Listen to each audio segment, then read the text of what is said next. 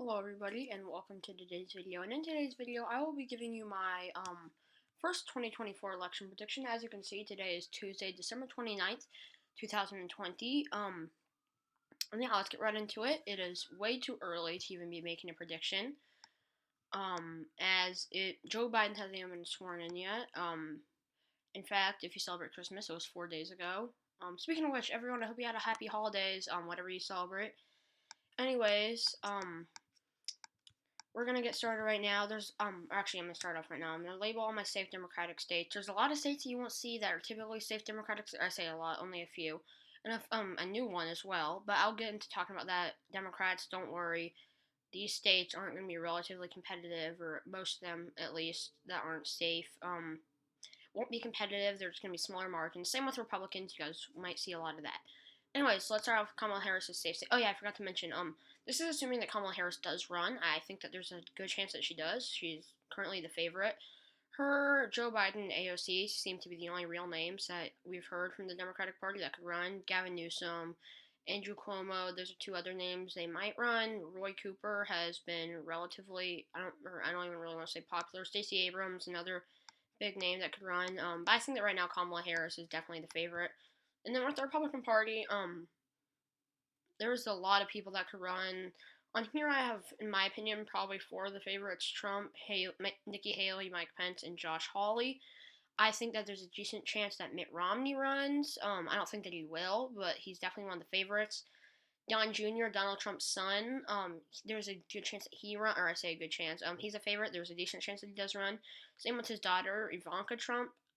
There's a lot of people who people are speculating might run. I'm trying to think what are some other bigger names that Ted Cruz is a name that people mention occasionally. Tim Scott from South Carolina, Marco Rubio from Florida. Those are some other names for the Republican Party. Anyways, like I said, Kamala Harris will be the assumed Democratic candidate, and for this, it's just going to be a Republican candidate. You might hear me talking about if so and so runs, they might do better in the state than if so and so does. But yeah, let's get started. And I think Kamala Harris's safe states are typical Democratic safe states, with the exceptions of a few that aren't in here, and the exceptions of, or actually one exception that is Washington, California, Colorado, Hawaii, DC, Maryland, New Jersey, Connecticut, Rhode Island, Massachusetts, Vermont, New York, Maine's 1st Congressional District, and the state of Illinois. Um, Colorado, I think I used to label that, but at this point I've stopped labeling it as a safe state, and I think that now it is. Joe Biden won here by about 13%. His lead has, or his, I say his, Democrats have been doing a lot better here. Their leads have continued to increase. In 2016, it was a swing state. I believe Hillary Clinton won it by about 4.9%, something in that general area. But Joe Biden won here by about 13%. And it is one of those Sunbelt states that's increasing in population. A lot of the Sunbelt, the southern half of the U.S., is increasing in population. And states with higher populations typically favor Democrats or are at least competitive. California, like there's no state with a lot of electoral votes that's not competitive or solid blue. California, Texas, Florida, New York, Pennsylvania, Illinois, North Carolina, Michigan, Georgia, Ohio. Ohio is more or less competitive at this point. But as you can see, states with higher populations tend to favor Democrats, especially since higher populations tend to lead to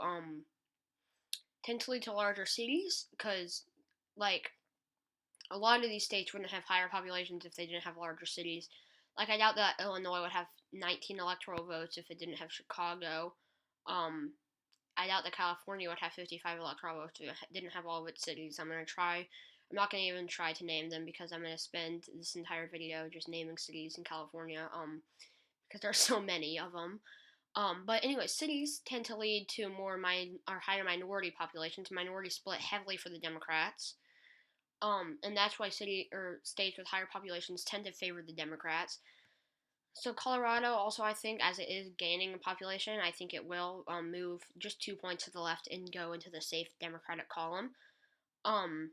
Now for the safe Republican states: Utah, Idaho, Wyoming, the Dakotas, Nebraska statewide, and 3rd Congressional District, Oklahoma, Louisiana, Arkansas, Mississippi, Alabama, Tennessee, Kentucky, and West Virginia. And now for the Democratic likely states, and you'll see what I was talking about. Oregon, Delaware, Virginia, Maine's at large, and New Mexico. Now, Oregon went to Hillary Clinton by 11% and went to Joe Biden by about 16%. If you average that out, that's about 14% for Hillary. Actually, it would have been more like 14.4, I think. Or I say for Hillary Clinton, for the Democrats. I think that there's a decent chance that it does go solid blue, safe blue, 15%. It's going to be a close race between being safe and likely. I'm going to currently characterize it as likely, as I don't want to say this is a Republican waiver. Sorry about that bouncing thing on the bottom. That's just my settings application. I think that it will. I don't think it'll necessarily be as solid or as blue as 2020 was. Although I do think that as our country is moving leftward, there's a decent chance that it is as blue. And I think I'll make a video about this relatively soon. The Sun Belt is definitely going to get bluer and bluer, but I think there will be a transitional period where Democrats can't quite win the Rust Belt because it's getting whiter, but they can't quite win the Sun Belt because it's not having enough of a minority population, and that will cause a bit of an awkward time where the country is very leftward, but it's just not leftward enough, or it's more leftward than it is rightward. But it's still leftward, or it's in a weird transitional phase where it's like solid, or where both the South and the Rust Belt are like Republican, because the South, because like minorities, a lot of them are moving from the Rust Belt into the South and the Sun Belt in general, and Democrats can't quite carry the South, but they also can't quite carry the Rust Belt. Anyways, I don't know how I got on this tangent. But Oregon, like I said, I think will be a likely Democratic state. Like I said, it could flip between, but I think it'll stay in the Democratic column without a doubt. New Mexico, the state used to be a swing state. I don't know if it will be, or I don't think it is anymore. It went to Hillary Clinton by 8%. It went to Joe Biden by 10%. I think it'll go to Kamala Harris by a similar margin, maybe 12, 13%, something in that general area. That's a likely margin still. I don't think that Republicans will contest it. I think that they could. New Mexico, about, I think it's like 86, not 86, or 85% of their electorate, not their population, but in their electorate, at least in 2016. I don't think I could find the exit poll data for 2020, but like 85% of their electorate was white, and white voters split heavily for the Republican Party. Republicans should probably be winning there. They're not, because a lot of those white voters I don't think are splitting as heavily for the Republican Party as they thought that they would be. Um, and yeah, I think that New Mexico will be a likely Democratic state. Next up, the state of Virginia. The state used to be a battleground. It actually used to be a Republican state. Obama flipped it in 2004. Not only, or I do think that this state is the more or less the past of the Sun Belt's transition. I think that Virginia's the past, Georgia's the present. As you can see, it's flipping blue at this point. I think that Mississippi and Louisiana are the potential future. I don't think that they are the future because they haven't done much. They would have to do what Georgia and Virginia did. But I think they are the potential future. Anyways, Virginia, likely Democratic state. I believe Joe Biden went here by about 10%, something like that. He didn't win here by an insane amount. I think he went here by less than, or I think that Kamala Harris will win here by less than she did in, or than she will have in New Mexico and Oregon. I think it'll be more like an 11-12% victory. But I still think that it will be a Democratic state. I think at this point it is a Democratic stronghold. It's just not enough of a margin for me to characterize it as a safe state. And then in the state of Delaware, Joe Biden won here by, I think, like 16%, 16, 17, 18, something around there. He was a senator from there for, I believe, oh gosh, I'm trying to do the math in my head, 35 years? It might be off. I believe it was 35 years. So he won there by a little more, but Hillary Clinton only won here by 11%. I think this will be more like a 14% state. I think that maybe 15, 16% will happen.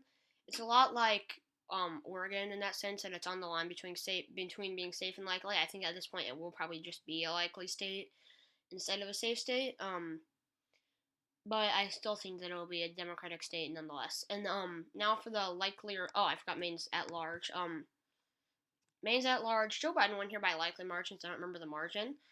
Hillary Clinton won here by lean margins. I don't think that she was a great candidate. I think that in retrospect, we should have probably seen a Donald Trump victory coming, as he was like the outsider gaining popularity fast, as opposed to the insider, the scandal-plagued insider, who wasn't going to gain much more support than she already had. So I think we should have seen Donald Trump victory more or less coming, and she was not a great candidate, as I said.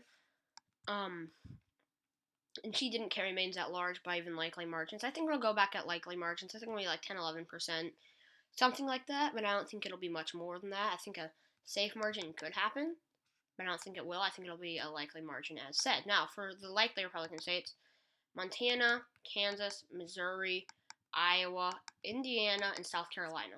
Montana has a history of electing Democrats at statewide levels. They have a Democratic governor, I believe, a Democratic senator as well. But they've voted with Trump by safe margins. I think that it will go back to being likely margins, not a whole lot like competitive. I think it'll be more like Oregon, except for the Republicans. Like I said, it'll be a tight race between being safe and likely, not between a Democrat and a Republican. But I think it also is gaining an electoral vote. One of the few states north of the Sun Belt to be gaining an electoral vote. It might be the only. No, it's Oregon's the other one. But I think it'll be a likely Republican state. I think it'll be like 14%, so it'll be really close between being likely and safe. But I do think it'll go likely. Kansas. I want to talk about Kansas for a minute. I forgot to characterize Alaska. I'm talking about Kansas for a minute. I think that the state will be a likely Republican state. It's moving leftward a lot. I had a map earlier. I don't remember where it was. Kansas, I had no idea. Actually, it's a pretty high Hispanic population. I might have looked at the map wrong, but I'm pretty sure that from what I saw on this map, it had a pretty high Hispanic population. Which is really good for Democrats. Joe Biden lost a lot of the Hispanic vote, but he won. He still won the majority of the Hispanic vote. We're talking about it as if Donald Trump carried the Hispanic vote. Joe Biden still won like 2/3 of the Hispanic vote, just not quite enough to be able to flip Florida, and just quite not enough to be able to flip Texas and a lot of these states. I don't really know necessarily about Texas, but definitely not enough to carry the state of Florida. Anyways, but it's also been shifting leftward. I think it went to Donald Trump in 2016 about 20%, and he only carried 14%. In 2020. It shifted 6 points to the left. If it does that again, it'll be 8% in 2024, and then 2% in 2028, and then by 2032, it'll be a 4% Democratic state if that happens again. I don't think that it will happen again, but I think it'll still be a likely state. I don't think it'll be more like a 10% victory. I think that in 12 years, this could be a battleground state. It's definitely getting more competitive. They have a Democratic governor. Barbara Bollier, I think she was a Republican. I don't remember. She didn't win by a lot, I don't think, or I don't remember, but it was definitely more competitive, at least throughout the campaign season, than Kansas should have been for Republicans. This is definitely becoming a closer state. Next up, the state of Missouri. Actually, I want to talk about Missouri, Indiana, and Montana all together. I think at least one or two of these three will go likely. I don't think that they all will go likely. I just can't quite figure out which ones I don't think will go likely. I think that of these three, the ones that are most likely to go likely, there's a lot of likely there are these two. I think that Montana, Missouri are probably the two closest to being likely states. Even though Obama did carry Indiana, I still think that these two are still the two closest to being likely. But I think that Indiana could also go likely. I think that, like I said, two of these three will probably go likely. I'm just not sure which one. So I'm gonna characterize them all as likely.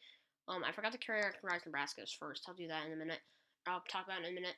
Next up, the state of Iowa. This is that Donald Trump won by 9% in 2016 and 8% in 2020. It shifted to the left, but Obama won it by likely margins, I believe, in 2012. So that's not a good sign at all for Democrats. This state is getting a lot wider, and white voters split heavily for the Republican Party. I think that Iowa will be a likely Republican state. I think that Democrats could maybe put this back into play, but I don't necessarily think that they will. But after all, I don't really understand, like, or actually I kind of do understand, but Iowa and Nevada, these are two states that people target. When they're only worth 6 electoral votes each, but I guess at this point every vote counts. Or it's true, every vote does count, and at this point, especially for Republicans, I don't necessarily see Democrats targeting Iowa as much. I can see why they would target Nevada. It's a state that they need. Iowa, not so much. If you're trying to win by a lot, you might want to take Iowa. But I can see why Republicans would campaign there because they are definitely fighting an uphill battle almost every election, and they need the state of Iowa. And the state of South Carolina. This state is expected to be a battleground state in 8 years. Has a pretty high black population. They do have, I believe, Republican governors and 2 senators, and the Democrat. I think it was the first congressional district in South Carolina, the one that's along over here. That I think flipped for the GOP this year. They took that seat. So I think that South Carolina it voted with Donald Trump by 11%. I think it'll stay in the likely column, but I don't think that it'll be in the likely column. I don't think that it'll stay in the likely column over the next 8 years. I think it could go into the lean column definitely over the next 8 years. But I think by 2024 it'll probably be at 8% margin of victory for the GOP. The state of Alaska, this state is shifting bluer by a lot. It's shifted between being likely and safe over like the last I think it was like throughout 2008, 2012, 2016. Throughout that time, it shifted between being likely and safe a lot. But at this point, it's not gonna be safe, or it's not gonna be safe again. It's it's not that likely and safe thing anymore. It voted with Joe Biden or voted with Donald Trump by 10%. Joe Biden lost it by 10%. And it also doesn't have necessarily too big of a population. And this is one reason I was looking at it just out of curiosity earlier today, trying to see like how many votes would Democrats need to flip Wyoming? They wouldn't need a lot. They would need like 100,000 votes. Like that's like I think it was what John Ossoff lost by in Georgia's run that went to a runoff. Like that's not a lot. Anyways, in Alaska, it only has 3 electoral votes. Not a high population at all. Democrats don't need to flip as many voters to flip Alaska as Republicans would need to flip in California. They might need to flip a larger percent. Actually, not a larger percentage. They might need to flip. It might be. I don't think it'll be nearly as hard in the state of Alaska for them to flip it as it would be for Republicans to flip the state of California, especially as it's only a 10% Republican state. And it's definitely shifting bluer. I don't think that they're doing this in the presidential level. I think it's only like probably the Senate and the House level. But they also introduced split ticket voting, ranked by choice voting, which basically means like in the 2020 election, let's just use Howie Hawkins, Joe Jorgensen, Donald Trump, and Joe Biden as examples. You could rank your voters. You could say, my first choice is Donald Trump. My second choice is Howie Hawkins. I know that makes no sense. My third choice is Joe Jorgensen. My fourth choice is Joe Biden. I don't know whose ticket might say that. Who would vote for Donald Trump before, or who would vote for Howie Hawkins before Joe Biden? If they would vote for Trump before Howie Hawkins, I know it's a really weird ballot. I'm just randomly coming up with stuff. Um, and it were to go to a runoff between, let's say, Trump and Howie Hawkins, or let's say Howie Hawkins and Joe Jorgensen, your vote would then you would get that would count towards that. So basically, you get to rank your voting. I think that's what it is. I might be a little off there, but rank choice voting. So you can or basically you get. I'm not gonna try to make this too confusing. You get to rank your voting preference, which could definitely help Democrats on the statewide level, and it could also help independents a lot. But I don't think that they're necessarily doing that for the presidential level. Now for my lean Democratic states. Oh, I forgot to talk about Nebraska's first. Went to Donald Trump by 15. Not much to talk about here. I think it'll stay by 15 or maybe 14. I don't think it's going to shift blue at all. I think it'll just be a likely margin. It'll like Oregon, where it'll be likely, but it won't be competitive. Now for my lean Democratic states, the states of Nevada, Arizona, Minnesota, Nebraska's second congressional district, Michigan, New Hampshire. These states I think are all lean Democratic states. Nevada and Arizona, or I'm gonna start off in Nevada. Went to Joe Biden by 2.4%. Went to Hillary Clinton by 2.4%.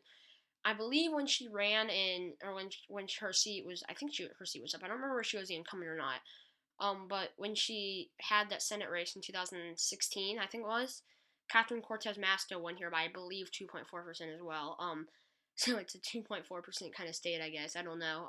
But it seems to like to vote by 2.4% for the Democrats, which is a lean margin. So I'm going to label that lean. I think it'll be maybe like 3%, something around there. But I'm going to say it's a lean state.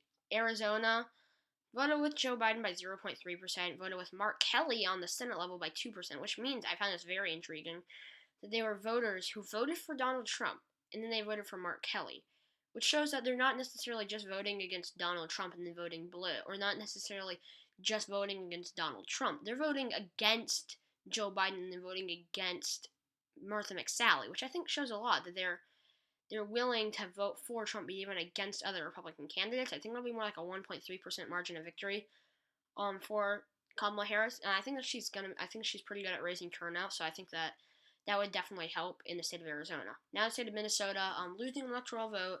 Hillary Clinton only won here by 1.5%. I think it was 1 point. I think it was 1.5. But Joe Biden won here by like 7%.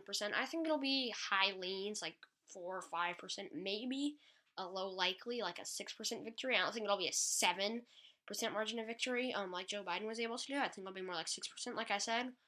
Um, I think it won't be necessarily too competitive. If the Republicans were to run a good candidate that targeted the state heavily, and the Democrats were to run a bad candidate, I think that they could win there. Like if in 2016, if Donald Trump had spent more campaigning in the state of Minnesota, I think he could have won there by very, very narrow margins, mind you, but he still could have won there. I don't think that whoever runs will necessarily win there. I think that the candidate that probably has the best chance of winning is either Mike Pence or Josh Hawley. Josh Hawley probably because he's more moderate and he is from that Midwestern area, and a lot of Minnesota is like Minnesota. The Rust Belt is considered part of the Midwest, as I guess. It's kind of weird that like it's a region in itself, but it is. I don't know. It's a region and within a region. I guess the Deep South is part of the South, but that makes more sense. But anyways, I think that that regional advantage could help him, but I still think that Kamala Harris would squeak out a victory by 2%. And the state of Minnesota. Um, Next up, state of Michigan. Joe Biden won here by about 2.8%, I think it was. And Donald Trump won here by, I think, 0.2. It was either 0.3 or 0.27 or 0.24, something around there, like about a quarter of a percentage point. If you were to average that out, I think it was like a tilt margin for Joe Biden, tilt or lean, something like that. I think it'll go to Kamala Harris by about 1.1%, something within that area. Not necessarily a huge margin, but large enough to the point where it's not going to be really contested. It's not going to be nearly as close as it was in 2016. Next up, the state of New Hampshire. Joe Biden won here by similar margins as in Minnesota, but Hillary Clinton lost the state by won the state by I think it was 0.4%. It was the tightest state of the 2016 election, decided by thousands of votes. I think there's a decent chance that it does it again. It does have a Republican governor, and I think that he actually, if he runs for Senate in 22, has a good shot. That's a video for another day. But New Hampshire, I think at this point is a lean Democratic state. I think it'll vote with Kamala Harris by similar margins as Minnesota. I think that these two states are very similar in my analysis of them. I think that it will vote with Hillary Clinton, Kamala Harris by about 4 or 5%. Not too large of a margin, but a large enough margin where it's not going to be nearly as close as 2016. And now for my lean Republican states, I have a few: Texas, Ohio, Nebraska's 2nd Congressional District, and Florida. Texas, first off, the state's getting an electoral vote, or actually 3 electoral votes. It's getting bluer and bluer every year. It shifted 3.5 points to the left in the last 4 years. If it does that in the next, it'll be only 2%, which is the lean margin. I think there's actually a really good chance that it does that. If Republican or Democrats like Kamala Harris can really raise turnout, I don't think it has a high black population percentage wise, like per capita, but it does, I think, have one of the higher black populations in the nation. Just because there's so many people in Texas. And obviously it's a high Hispanic population. If she can really tap into that base and tap into the more moderate base, because while she is more liberal than Joe Biden on a lot of views, I do think that she is still a relatively moderate. I think that at this point in the Democratic Party, there's like 3 areas. There's the moderates, Joe Biden, Michael Bloomberg, that type of Democrat, and on the far left, there's the progressives like AOC, like Bernie, like Liz Warren. But then in the middle of those, there's like the moderate for the Democratic Party, I guess, like the more traditional Democrats. People like Kamala Harris, people like Pete Buttigieg, who I think are definitely more moderate, and I think that she could tap into a lot of that base. And I don't think that a lot of these voters would be turning out to vote for Joe Biden, even if it is running against Donald Trump. He's not like an awful candidate, but he's kind of bland. Like think about it. If you're like a younger voter, you're very progressive, and you're not going to consider voting. If you had to be convinced to vote by one of the two, who would it be, Joe Biden or Kamala Harris? I know it would definitely be Kamala Harris. If I were a young progressive voter, I would definitely want to turn out for Kamala Harris instead of Joe Biden. It seems a lot. I feel like I would probably just resonate a lot more with her. And I think that she can really tap into a lot of those bases. That's honestly, I think that it could be tilt red. I think it'll be like a low lean, like 1.5% if she can raise turnout. If not, like a 2-3% victory. But O'Rourke only lost her by 2%, so it shows what Democrats really can do. But Ted Cruz is also really disliked, so that's another thing.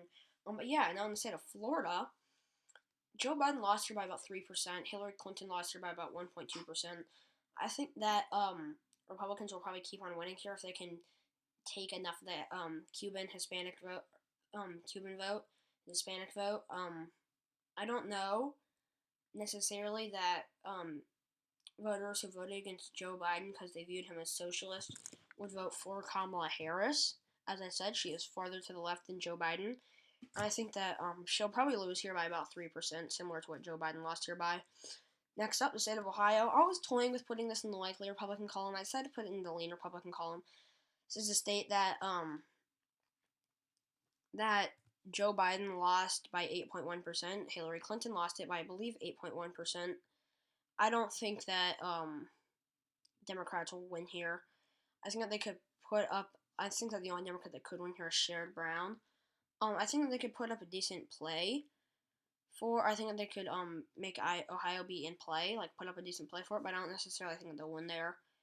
I think it'll be a high lean, maybe a low likely, but I think it'll be closer to being a high lean.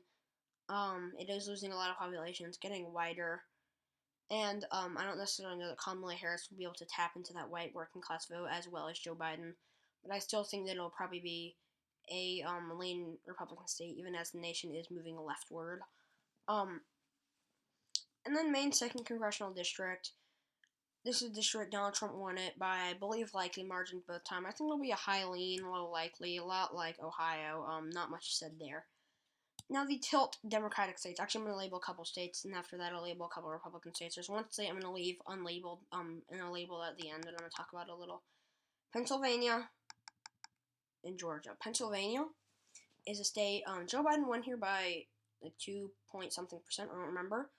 This was his home state, so that might have helped a little bit, and he was able to tap into a lot of that wider vote. I think it'll be a tighter race. I think it'll be like 0.9, 0.8% for Kamala Harris. I don't think that she'll win there. But I think that she'll put up I think that she'll win there. I think that she'll put up a good fight, and she'll barely be able to squeak out a victory.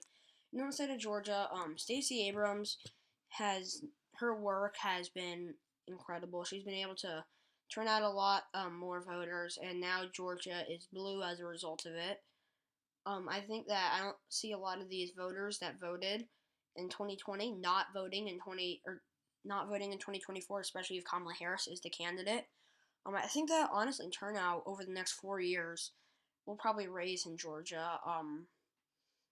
All those Atlanta suburbs, or most of it, if not all of them, those counties voted blue. I'm not sure quite which counties count as Atlanta suburbs, but that general area has been voting Democratic, or at least did vote Democratic this year. I believe it did in 2016 as well. And I think that as long as Kamala Harris can raise the turnout, which I think that she will, this state will probably vote blue again.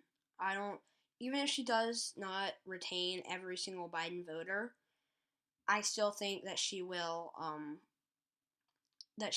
raise turnout enough to be able to win here. And then this last day I'm gonna label Wisconsin. I'll go talk about North Carolina later. Wisconsin went blue by 0.6%. Sorry about the yelling. And then went red in 2016 by 0.8%. If you were to average those out, I believe it was red by 0.1%.